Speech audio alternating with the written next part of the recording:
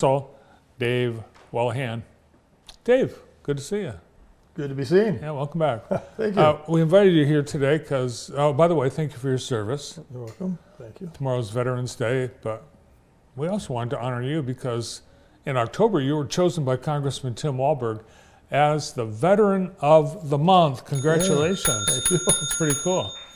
That's nice. And we also celebrated your birthday, I think, on the same day. What a big day that was. Oh, yeah.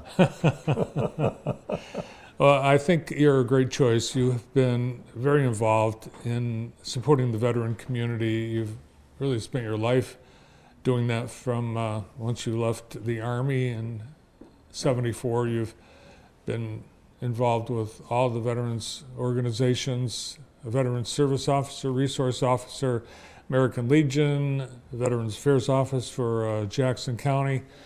And you also, the biggest thing that I think you did, you arranged that veterans whose ashes or whose remains had been abandoned at funeral homes got their proper burial at Fort Custer.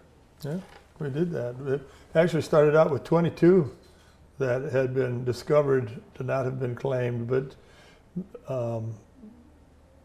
some of them had already been buried and their notes never got changed and things like that. Might have been buried locally, a couple of them went to Fort Custer, but the 5 that we ended up with, there was no contact from any other person that wanted to be responsible for it, so we did it, and we had great cooperation with the community. Fort Custer was on board with it right off the get-go. Chris Sherwood out at Sherwood Funeral Home used his hearse and carried all 5 of them over there. They'd all been cremated, so we could have just thrown them in the backseat of the car, but oh no, he said, we're doing this the right way. And state police escorted us. We had over 150 motorcycles escorting us. The whole thing, state police said, from first car to last car, we stretched out over a mile long on I-94. Wow. That was huge, and it was just so amazing how we were accepted in at Fort Custer and how they were on top of the whole thing. And we had 1 Marine, and the other 4 were Army. And so they came in and did a separate service, 1 for the Marine and then for the 4 Army vets. Nice. Oh, today's the cool. 250th birthday of the U.S. Marine Corps. Yes, happy birthday, Marines. Happy birthday, Marines. My son's a retired Marine. Tomorrow, the holiday Veterans Day started out as Armistice Day. Armistice Day, yep. And that was the 11th day of the 11th month. Germany and the Allies signed a armistice, but the United States refused to do it. And it was kind of interesting because reading about that, it was not until 1921 when we finally signed the Polk, the Knox-Porter resolution. That's where we signed off on it and ended our part of the war. Even though the armistice had been in place and all that is a ceasefire. Until everything was signed off on, it was not completed. So we did that, and then in 1954, President Eisenhower, when Korea War was going on, World War II was done, he said we've got to recognize all veterans, not just the World War I veterans. So that's when he changed it to Veterans Day. And tomorrow we will honor veterans, past and present. You have a very nice service every year, and in keeping with past years, there's going to be snow on the ground. Well, in 2019 we had 11 inches of snow on the ground, so this is going to be nothing compared to that. It was a doozy of a snow that morning.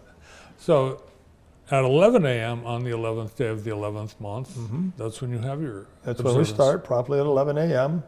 That's because the 11th hour of the 11th day is when the armistice was signed, and General Pershing grabbed this bugler and said, go out there by that tank and play taps. And so that's what the signal was. Everybody knew to lay down their arms. That's interesting. So they played taps. Yeah. But it was not a cause for celebration. No, that's what I don't get either. And I've tried to figure that out reading different pieces of parts of information on it, but he told them to go out and play taps. Well, it certainly cost a lot of lives. It did, and even after, I mean, we talked about Vietnam and all the things they were exposed to. My goodness, those guys were exposed to mustard gas, which stayed with them for years and years. Yeah, my grandfather was a victim of that. Was it really? Yeah.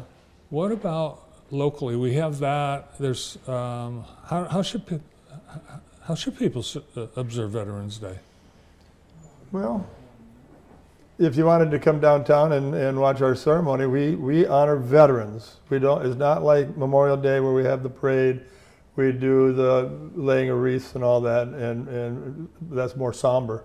We actually celebrate the veterans that are there and their spouses and talk about their families that supported them with everything they've been through since their time in the military, and even those that were with them while they were in the military. And we just try to uplift everybody and make everybody feel good about doing what they did.